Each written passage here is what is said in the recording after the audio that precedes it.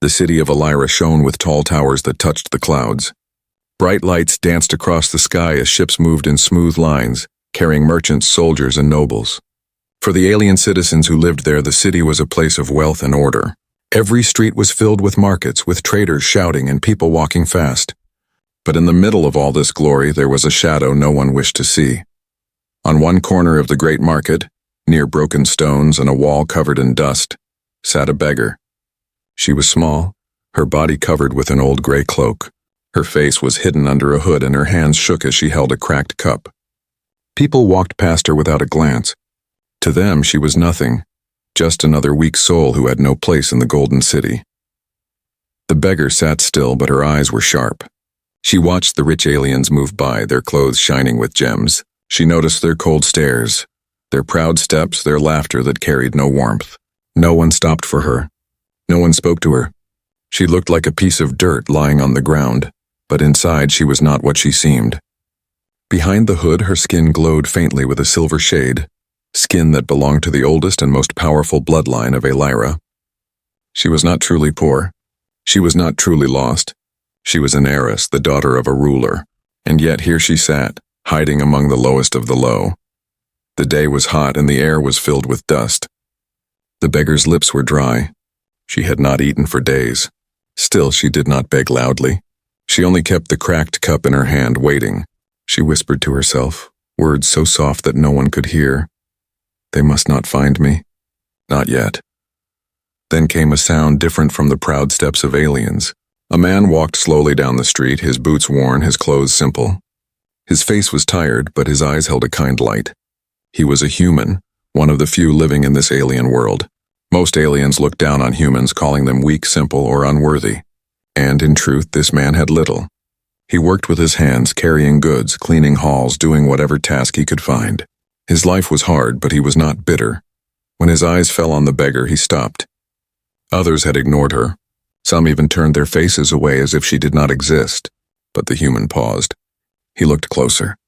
He saw how thin she was, how her hands shook. Without a word, he reached into his bag. From it, he pulled a small piece of bread, rough and dry, and a flask of water. It was all he had for the day. He bent down and placed the bread and water before her. "Here," he said softly. "Eat this. You look hungry." The beggar froze. Her silver eyes widened from under the hood. No one had spoken to her like that. No one had cared. She looked at the bread, then at the man. "Why?" she whispered, her voice weak but sharp. The man only shrugged. "Because you need it more than I do." The beggar stared for a long time before slowly taking the bread. Her fingers trembled as she broke it into small pieces and ate. Tears formed in her eyes, though she quickly hid them. She sipped the water, and it felt like life returning to her. She looked at him again, this strange human who had nothing but still gave. Her heart felt heavy. "You're not like the others," she said quietly. The man smiled a little. "Maybe I'm just foolish." He turned as if to leave, but before he could walk away, the beggar spoke again, her voice low and urgent. "Wait, do not trust everyone in this city. Some eyes watch you even now." The man frowned. He glanced around, but he saw nothing unusual, just merchants and guards. He thought she was only speaking in riddles. With a small nod, he walked on, leaving her with the food. When he was gone, the beggar pulled her cloak tighter around herself. From under the fabric, a faint light shone for a moment. A crest burned into her skin, the royal seal of her house. She pressed her hand against it, hiding the glow. Her eyes followed the human as he disappeared into the crowd. She whispered, "Why would a human show such kindness, when even my own people would not?" High above, on the roof of a tower, two figures in dark armor stood watching. Their voices were cold. "She has made contact." The human noticed her. "Then," the other replied, "everything begins now." The beggar lowered her head, trying to look small, but inside her heart beat fast. For the first time, she felt a spark of hope, and also a storm of danger. The beggar sat in silence long after the human disappeared into the crowd. The dry bread in her hand felt heavier than gold. Every bite reminded her of something she had lost: warmth, care, the feeling of being seen. She clutched the flask of water, and her throat burned with both relief and fear. Why had he helped her? No alien would have stopped, not in this city. And yet a poor human, one with nothing, had given his only meal. She pulled the hood lower over her face. Around her, the market kept moving, noisy and bright, but she felt as if the world had shifted. Her mind replayed the moment again and again. His hand reaching down, his calm voice, his gentle eyes. It was dangerous for her to feel anything. She had promised herself she would not trust anyone, but something inside her cracked open. Far away, the human walked with empty hands. His stomach growled, but his heart felt strangely light. He thought of the beggar's silver eyes under the hood, how they looked almost noble, almost royal. He shook his head. Foolish thought, he muttered. She was just another starving soul. Still, something about her words, "Some eyes watch you even now," echoed in his mind. He felt as if shadows followed him.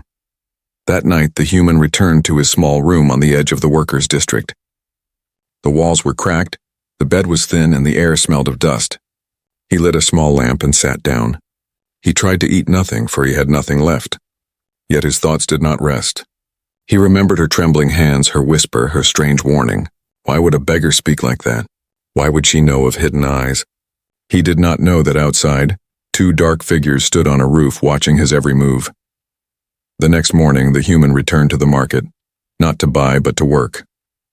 He carried crates for merchants, lifted heavy stones, and swept the floors of shops. His back ached, but he kept going.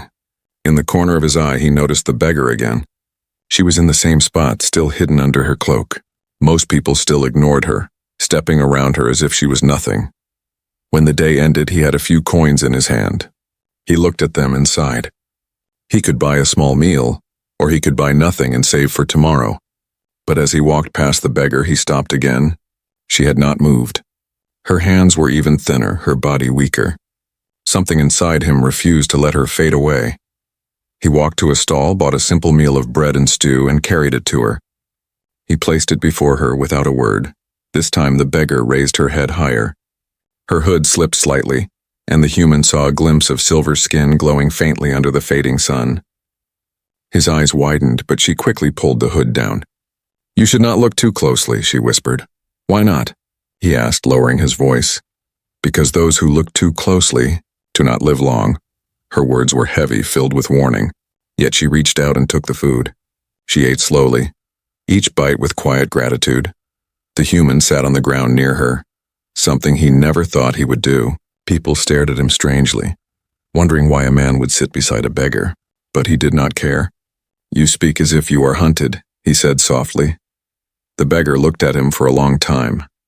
Then she whispered, "I am."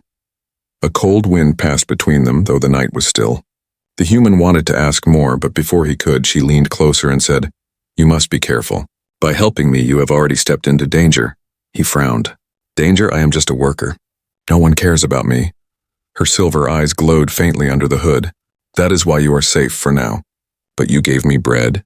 You gave me water. That kindness cannot be unseen." The human felt a chill. "Unseen? Who is watching?" Before she could answer, a sound echoed across the street. A sharp whistle followed by heavy steps. The beggar's eyes filled with fear. She pulled back quickly, hiding deeper into her cloak. "Go," she whispered.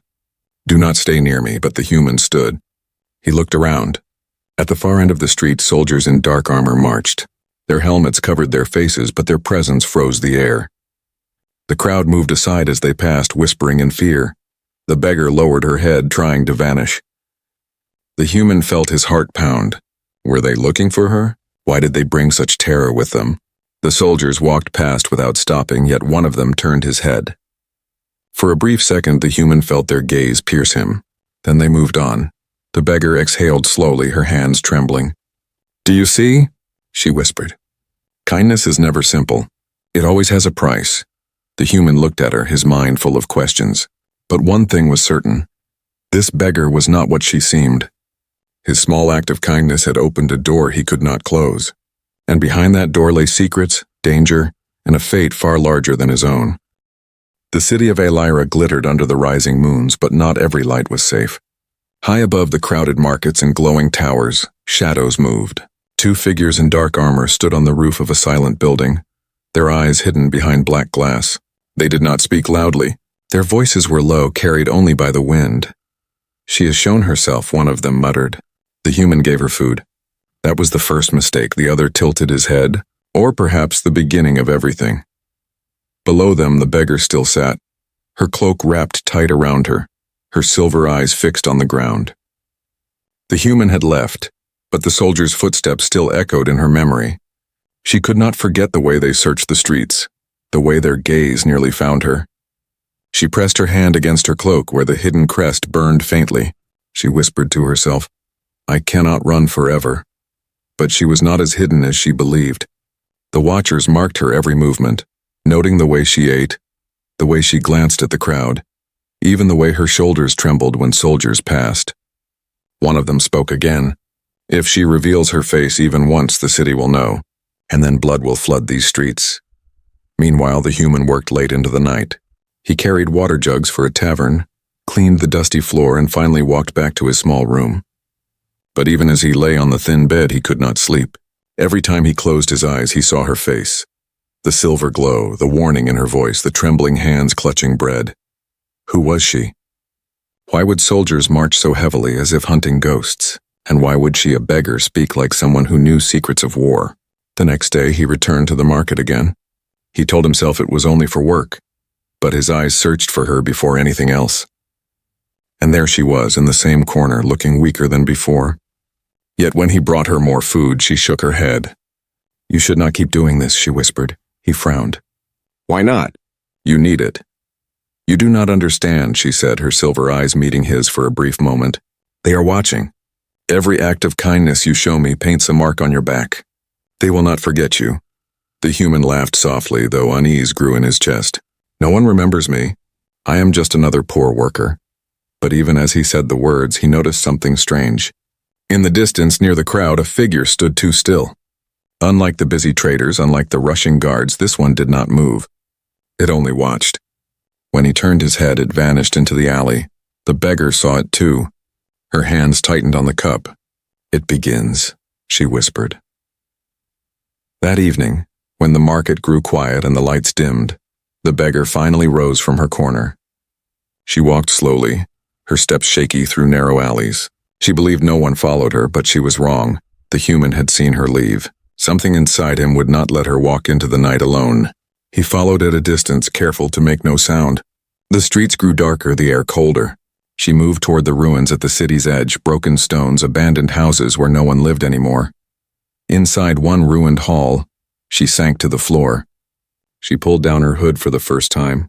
Moonlight touched her face, revealing silver skin that shone faintly, and eyes that glimmered like stars. She looked nothing like a beggar. She looked like someone carved from light. The human gasped quietly, his heart racing. The beggar's eyes snapped toward the sound. For a moment, anger flashed across her face. But then, seeing it was him, her expression softened. "You should not be here," she said quietly. He stepped forward. "Who are you, really?" She looked down, her fingers brushing the glowing crest on her chest. "I am not what you think. I am not poor. I am not forgotten.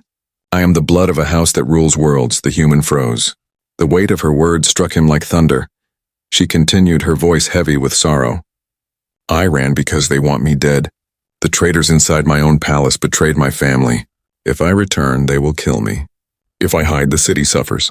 And now you helped me. That means you are already part of this." The human shook his head. "I don't want power. I don't want war. You may not," she said softly, "but war wants you." At that moment, a sound cracked the silence. A stone shifted outside. Shadows moved at the doorway. The beggar's silver eyes widened. "They found us." The human turned, his heart hammering. In the dark entrance, figures in black armor stepped in, their weapons gleaming faintly. The watchers had followed. The beggar stood, her cloak falling away, revealing the crest glowing brighter now. She whispered to the human, "If you stay, you will die. If you leave, you may yet live. Choose now."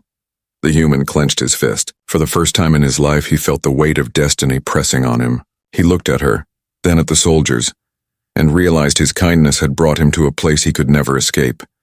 And in the shadows, the watchers smiled. The game begins. The ruins were silent, broken stones standing like the bones of a forgotten age. Wind passed through the empty windows, carrying the faint howl of the night. Inside one of the crumbled halls, the human stood frozen, His breath came fast as armored soldiers blocked the only exit. Their dark helmets reflected the pale moonlight, and their weapons hummed with low energy. The beggar, no longer just a beggar, stood between him and the soldiers.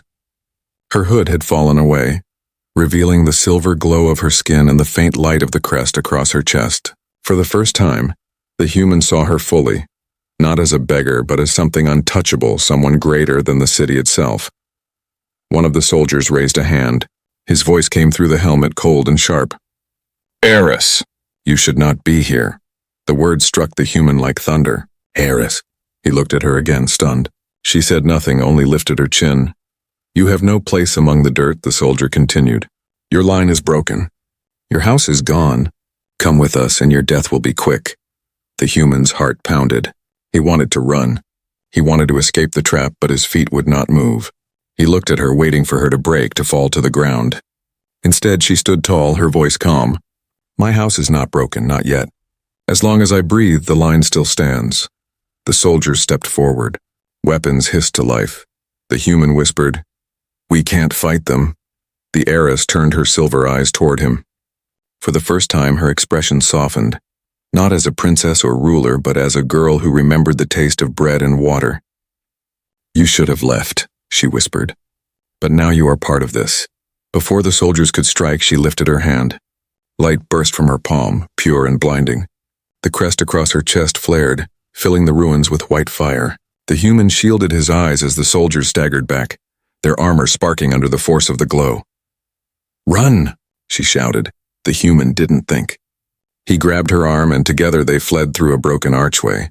Stones crumbled under their steps as they raced into the dark alleys of the ruined district. Behind them, shouts rose and the hiss of weapons cracked against the walls.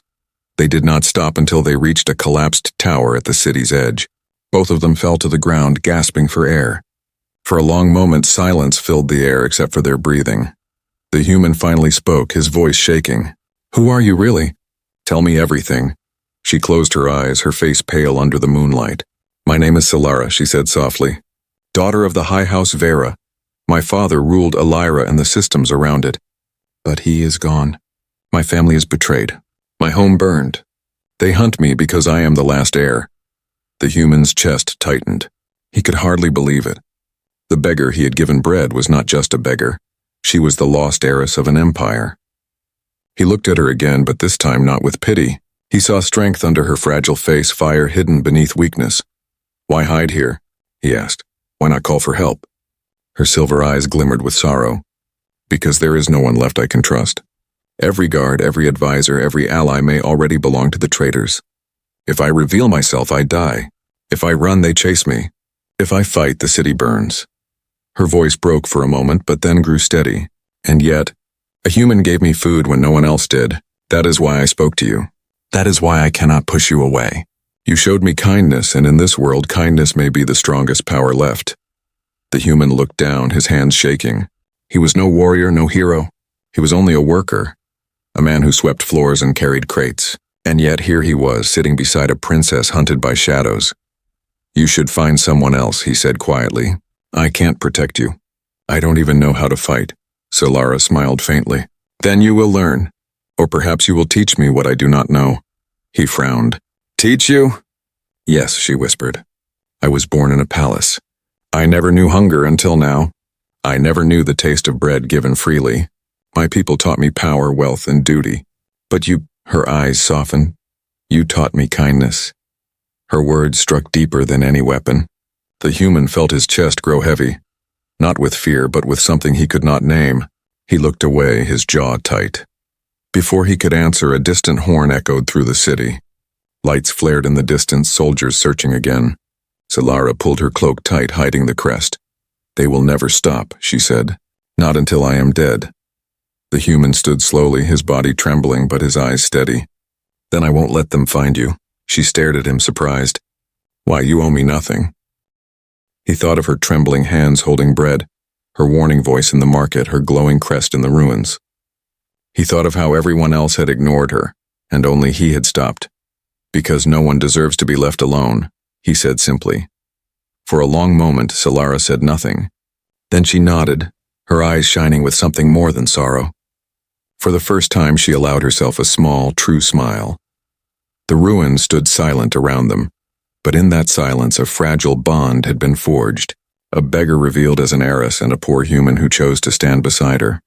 Neither of them knew it yet, but their path together would shake the galaxy. The night in Aelera grew heavy with smoke and whispers.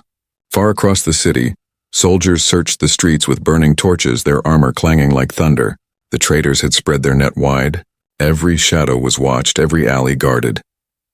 In the ruins near the edge of the city, the human and Solara sat in silence. Her hood was pulled tight again, hiding the glow of her skin, but her silver eyes still shone faintly in the dark.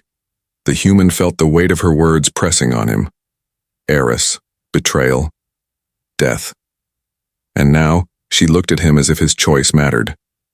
But what could a man like him offer? He had no weapon, no power, no name. He was only a worker who lived in a cracked room and struggled for bread. Solara's voice broke the silence. You should leave me here. If you stay, they will kill you too. He shook his head, though fear twisted inside him. If I leave you, they'll kill you anyway. That is my fate, she whispered. Not yours. The human clenched his fists. He remembered her trembling hands when she first ate bread. He remembered how she warned him of hidden eyes before anyone else did. He remembered the soldiers in black armor, their cold voices calling her heiress.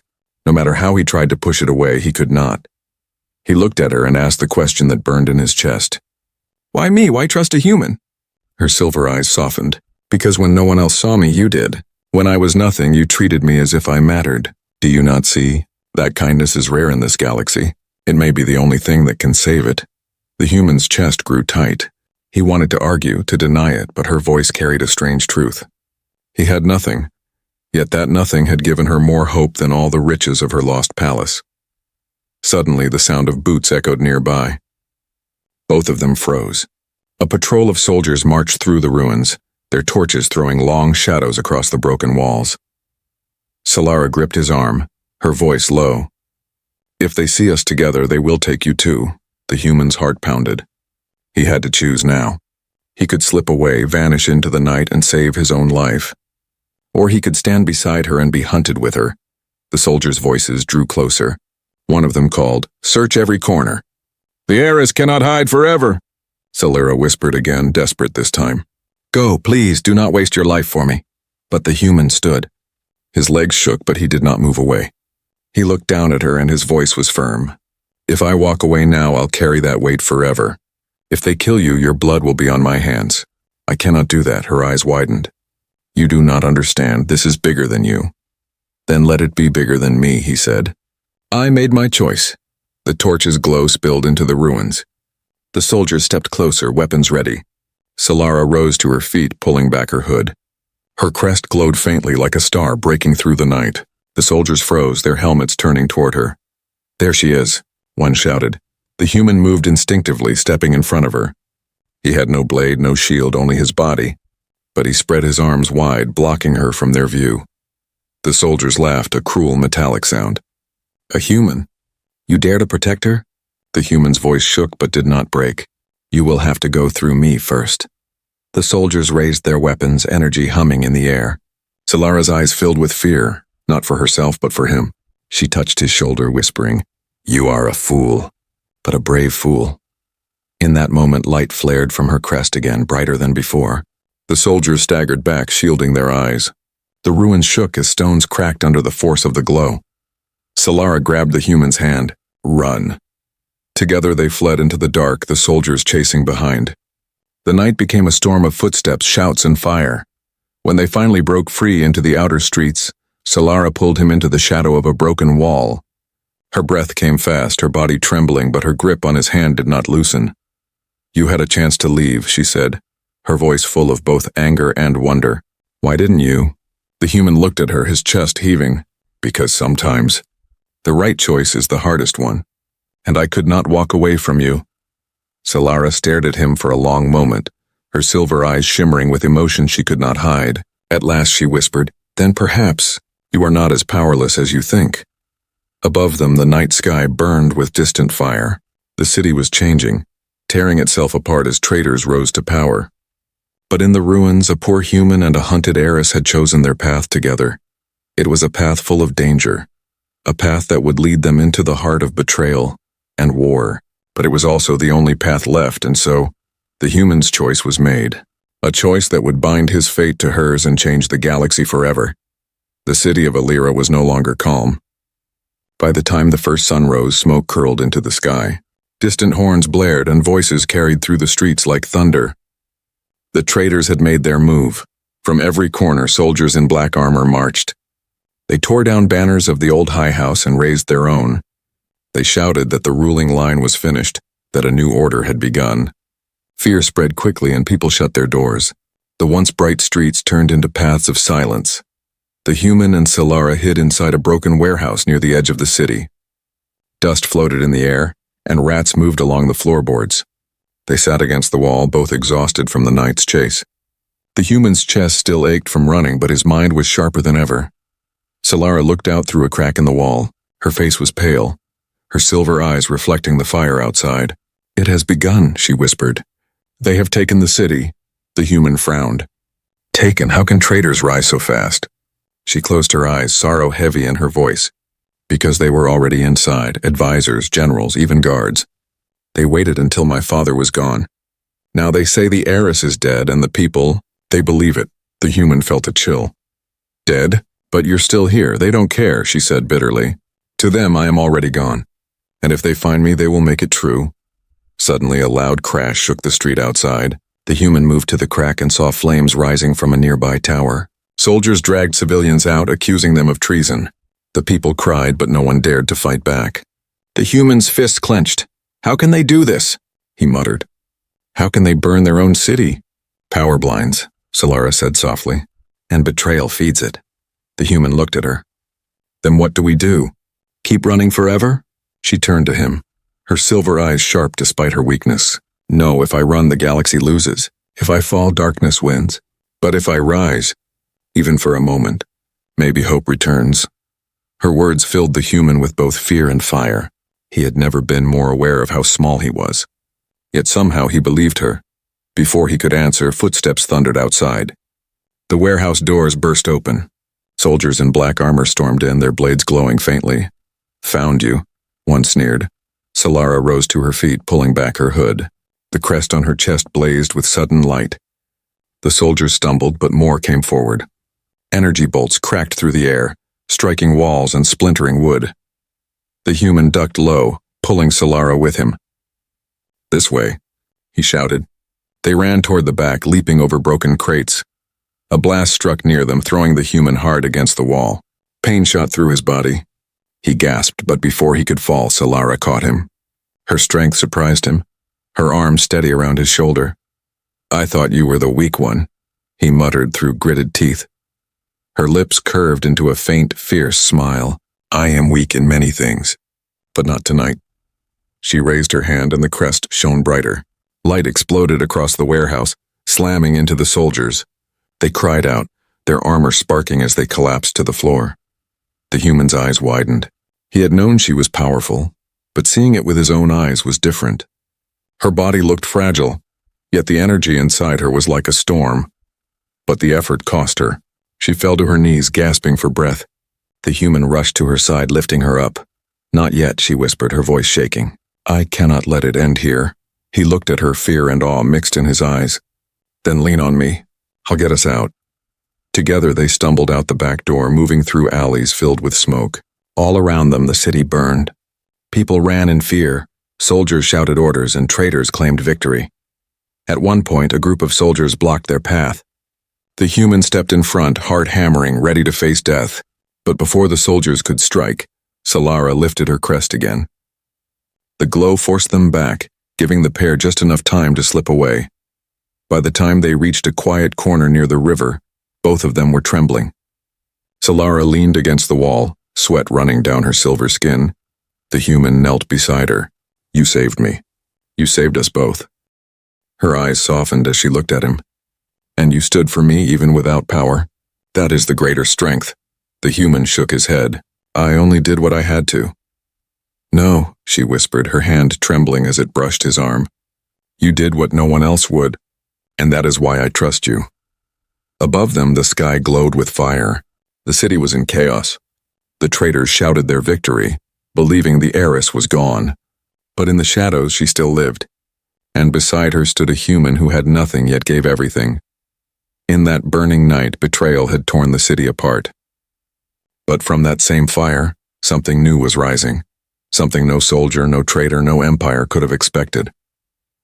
The city of Heiress groaned under fire and fear. Smoke curled through the streets, covering the stars. Towers that once shone with silver light now burned with orange flame. The voices of traitors rang out from every corner, declaring victory, declaring that the high house was gone forever. But in the shadows near the river, two figures stood side by side. One was a poor human, his clothes torn, his body aching but unbroken. The other was the last heiress of Heiress, her cloak torn, her silver skin glowing faintly in the dark. Solara lifted her eyes toward the palace in the distance. Its spires still rose above the city, though traitor banners now fluttered from its towers. She clenched her fists. "That place is mine," she whispered.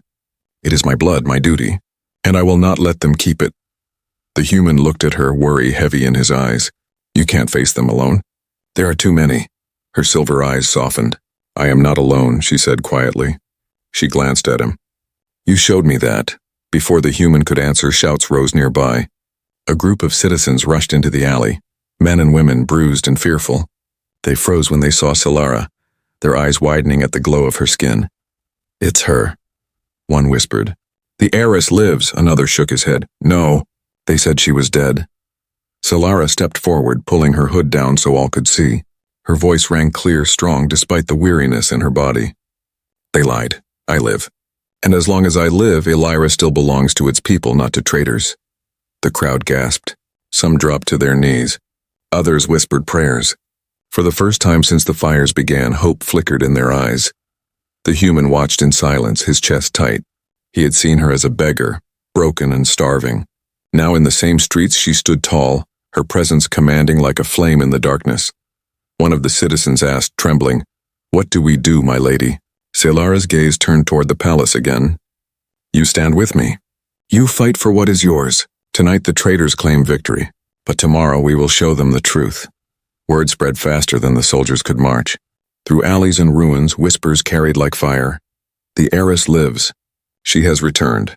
By dawn, dozens gathered. Some carried broken weapons, others only stones or sticks. They were not soldiers, only ordinary people. But they came because of her voice, her blood, her fire. And at her side stood the human, silent but steady, his presence like a shield. When the sun rose, Solara led them through the streets. People joined at every turn. A crowd grew behind her, their voices louder, braver. The soldiers tried to stop them, but the people fought back with fury. At last, they reached the palace gates. The great doors stood tall, guarded by traitor soldiers in black armor. The crowd froze for a moment, fear shaking them. Solara stepped forward, raising her hand. The crest across her chest blazed with light. Her voice carried across the square. "I am Solara of House Vera. I am the heiress. And I swear before the moons I will not bow to traitors." The soldiers raised their weapons, but the crowd roared behind her. Stones flew, blades clashed, and the gate shook. The human rushed into the fight, his body moving not with skill but with courage. He wrestled one soldier to the ground, taking the blows but refusing to fall. Solara's light struck again, a wave of energy forcing the soldiers back. The people pushed forward, breaking the gates. With a thunderous crack, the doors gave way, and the crowd surged inside. The palace halls burned with chaos. Traitors shouted, weapons clashed, and the voices of loyalists rose. Some guards, seeing the heiress alive, turned against the traitors. The tide shifted. In the grand hall, Solara stood before the throne. The traitor lord appeared, cloaked in dark armor, his voice like poison. "You are a ghost," he spat. "Your line is finished," Solara raised her chin. "No, my line lives, and today it rises." The hall shook as her crest blazed brighter than ever before. Light filled the chamber, pure and unstoppable. The traitor lord screamed as the glow tore through the shadows, breaking his hold. When the light faded, silence filled the palace. The people looked at her with awe. Slowly, one by one, they knelt. Their voices rose in a chant, "Heiress! Heiress! Heiress!" But Solara did not smile in pride. Instead, she turned and looked at the human standing near the steps, blood on his face, his body trembling but his eyes steady. She lifted her hand toward him. Remember this human, she said, her voice echoing through the hall. When no one else saw me, he did. When all abandoned me, he gave me bread. Without him, none of this would exist. The hall grew silent. Every alien eye turned toward the human. For the first time in his life, he was not invisible. He was seen. Solara stepped down, standing beside him. Her silver eyes softened as she whispered, only for him, "You changed everything." And in that moment, in the heart of a city reborn, the story of a beggar, an heiress, and a human's kindness became legend.